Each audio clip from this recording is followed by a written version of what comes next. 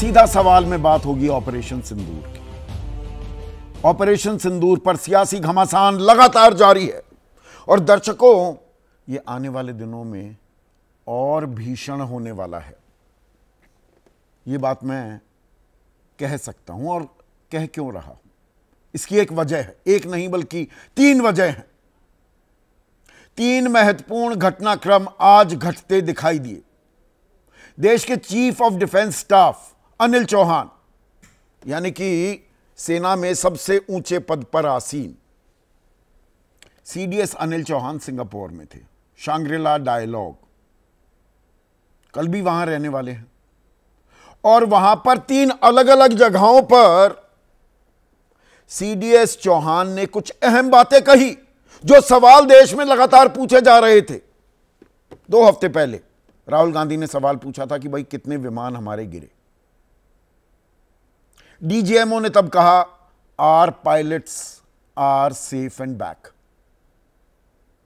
तो बात वहां खत्म हो जानी चाहिए थी। सरकार लगातार यह कह रही थी, हमने जानकारी दे दी, लेकिन विपक्ष खास कांग्रेस इन सवालों को लेकर अड़ी रही, डटी रही। अब सिंगापुर में सीडीएस चौहान ये कहते पाए गए, और यहां पर महत्वपूर्ण बात यह है कि ये विदेशी एजेंसियों को, ब्लूमबर्ग और रॉयटर्स को इंटरव्यू दे रहे हैं। देश में यह बात नहीं कही गई। एंड आई कोट, उन्होंने क्या कहा, on 7th at the initial stage we suffered losses, the numbers are not important. दूसरी जगह भी यह सवाल पूछा गया कि पाकिस्तान कह रहा है 6 विमान गिरे हैं आपके, तो यही बात कही गई, we suffered losses, यानी कि नुकसान तो हुआ, the numbers are not important, संख्या कोई खास महत्वपूर्ण नहीं है। अब विपक्ष और हमलावर हो गया कि हम ये पूछ रहे थे तो ये देश को बताते क्यों नहीं, विशेष सत्र बुलाते क्यों नहीं।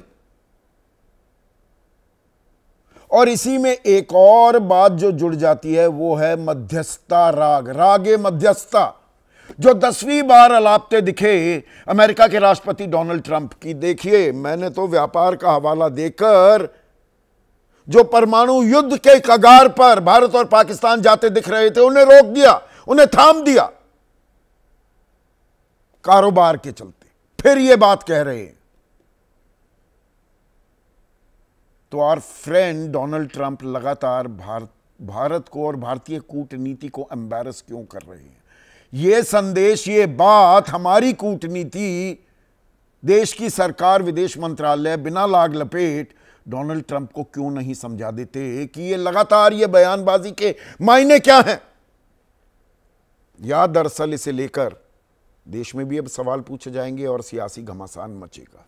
आपकी राय क्या है? आपके सवाल और आपके सुझाव, ये सब सीधा सवाल के अहम हिस्सा बन चुके हैं। रहेगा इंतजार। आज सीधा सवाल में हम बात करेंगे ऑपरेशन सिंदूर की। उस पर घमासान तो चल ही रहा है, उसमें एक और अध्याय जुड़ गया है और ये बहुत ही गंभीर भी है। कुछ सवाल पूछे जा रहे थे पिछले कुछ दिनों में। 2 हफ्ते पहले राहुल गांधी ने सवाल पूछा था कि हमारे कितने राफेल गिरे। 17 मई को यह सवाल पूछा।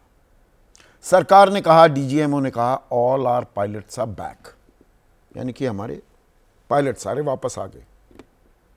अब इसमें विपक्ष कह रहा था, जानकारों का मानना था कि एक नुआंस है, एक बारीकी है कि भाई पायलट तो सारे आ गए पर विमानों को नुकसान हुआ है क्या। पर डीजीएमओ की बात को देश ने फेस वैल्यू पर लिया, सवाल उठाती रही विपक्षी पार्टियां। पर आज देश के chief of defence staff Anil Chauhan, वो सिंगापुर में थे, 7 समंदर पार। इस बात को आप गौर कीजिएगा। और वहां पर 3 जगह बोले, 2 जगह इंटरव्यू दिया, ब्लूमबर्ग एक विदेशी संस्था और रॉयटर्स विदेशी न्यूज एजेंसी। और वहां पर सवाल यही पूछा गया कि क्या आपके विमानों का नुकसान हुआ। ब्लूमबर्ग में बाकायदा यह पूछा गया, 6 विमान, पाकिस्तान यह दावा कर रहा है 6 विमान गिरे आपके, क्या ऐसा हुआ है। तो सीडीएस अनिल चौहान ने क्या जवाब दिया, and I quote, On 7th, at the initial stage, we suffered losses. The numbers are not important. What was important is why did these losses occur and what we'll do after that. कि 7 को शुरुआती दौर में हमें नुकसान हुआ. संख्या गैर जरूरी है, महत्वपूर्ण नहीं है. जरूरी क्या है, यह नुकसान हमें क्यों हुआ और इसके बाद हमने क्या किया. और आगे वो कहते हैं 7, 8 और 10 तारीख को हम अंदर तक घुसे और पाकिस्तान के जो एयरफोर्स बेसेस थे उनको हमने नेस्तनाबूद करने की या उन्हें तबाह करने की, नुकसान पहुंचाने की कोशिश की. तो क्या सीडीएस अनिल चौहान ये मान रहे हैं कि हमारे विमानों का नुकसान हुआ है? क्लियर कट तो नहीं बोला, पर इसका मतलब क्या है? The initial stage we suffered losses. और विदेशी एजेंसियों को यह इंटरव्यू क्यों दिया जा रहा है? देश में मीडिया नहीं है क्या? यहां पर इन सवालों के जवाब देना गैर जरूरी समझा गया है क्या? विशेष सत्र क्यों नहीं बुला लिया जाता और देश के सबसे बड़ी पंचायत में इन सवालों के जवाब दे दिए जाएं? यही मांग अब कांग्रेस करती दिखाई दे रही है. मल्लिकार्जुन खड़गे कह रहे हैं कि एक विशेष सत्र बुलाया जाए, इन सवालों के जवाब दिए जाएं. सुप्रिया श्रीनेट ट्वीट कर रही हैं कि भारत के सीडीएस जनरल अनिल चौहान से सिंगापुर में सवाल, पाकिस्तान से लड़ाई में क्या भारत के लड़ाकू विमान गिरे थे? और जनरल चौहान का जवाब, यह जरूरी नहीं कि लड़ाकू विमान गिरे, बल्कि जरूरी यह है कि आखिर वो क्यों गिरे और उसके बाद हमने क्या किया. मोदी सरकार क्या छिपा रही है? अब ये बहुत अहम सवाल हो जाते हैं. ये राष्ट्रीय सुरक्षा से भी जुड़े हैं, हमारी फौज से भी जुड़े हैं, हमारी वायुसेना से जुड़े हैं और आपसे, मुझसे, हम सबसे जुड़े हैं. और ये 7 समुंदर पार ऐसे जवाब क्यों दिए जाते हैं? देश में क्यों नहीं बताया जा रहा? और ये सवाल शुरू में क्यों उठे थे? 17 मई को राहुल गांधी ने यह सवाल पूछा क्योंकि 15 मई को देश के विदेश मंत्री एस जयशंकर ने उनसे पूछा गया ऑपरेशन सिंदूर, उसकी कार्रवाई के बारे में.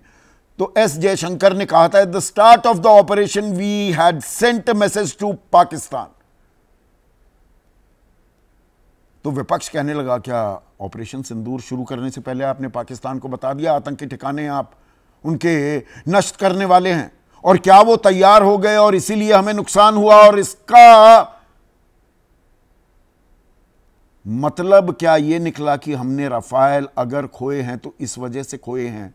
ये बात, ये तार जोड़ते हुए दिखाई दिए राहुल गांधी. अब सीडीएस चौहान ये बयान क्यों दे रहे हैं, ये अपने आप में एक सवाल है. लेकिन दूसरा सवाल एक और जुड़ा हुआ है और वो है कूटनीति से जुड़ा हुआ. दुनिया भर में हम अपना संदेश दे रहे हैं, act of terror is an act of war. Bharat ने दांत खट्टे किए, वहां पर 9 आतंकी ठिकाने नेस्तनाबूद किए, 100 से ज्यादा आतंकी ढेर कर दिए, 11 उनके एयरबेस, उनको नुकसान पहुंचाया. ये बातें मैं कई बार आपको बता चुका हूं और दुनिया को हम बता रहे हैं.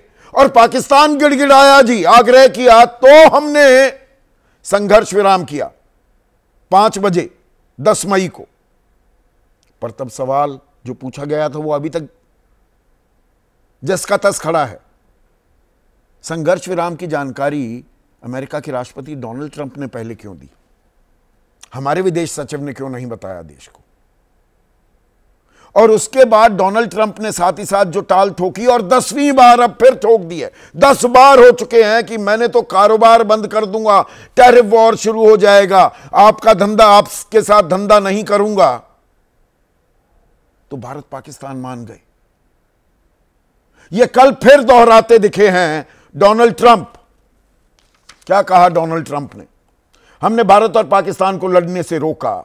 मेरा मानना है कि परमाणु आपदा में बदल सकता था. हम उन लोगों के साथ व्यापार नहीं कर सकते जो एक दूसरे पर गोली चलाते हैं, बहुत ही संवेदनशीलता दिखा रहे हैं. हालांकि यहां पर मैं एक बात और जोड़ दूं, सीडीएस अनिल चौहान ने यह भी साफ कर दिया, यहां पर एक और बहुत जरूरी बात कही उन्होंने कहा, during this operation I found both sides displaying a lot of rationality in their thoughts as well as their actions.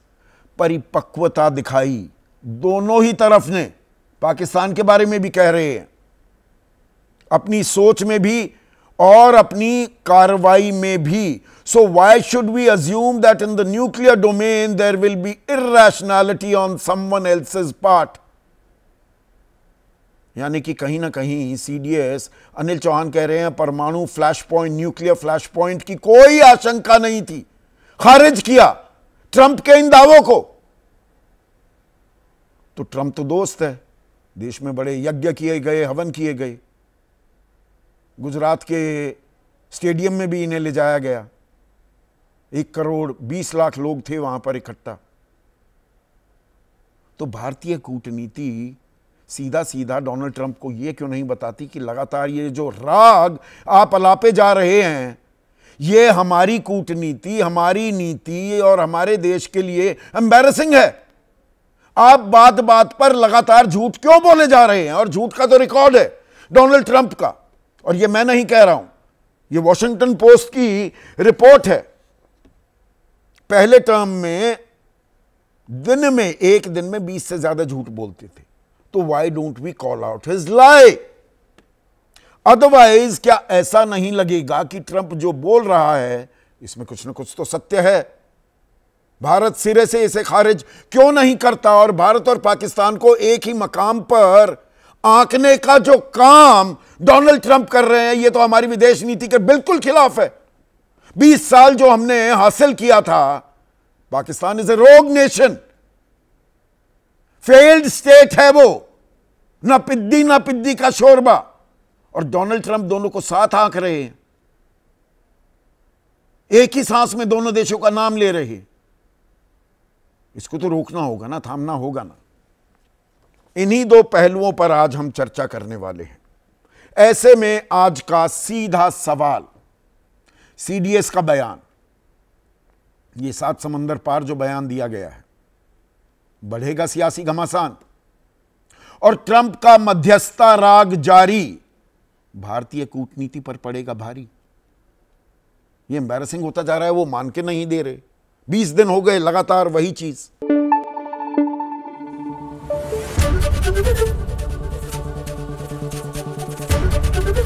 ABP news आपको रखे आगे.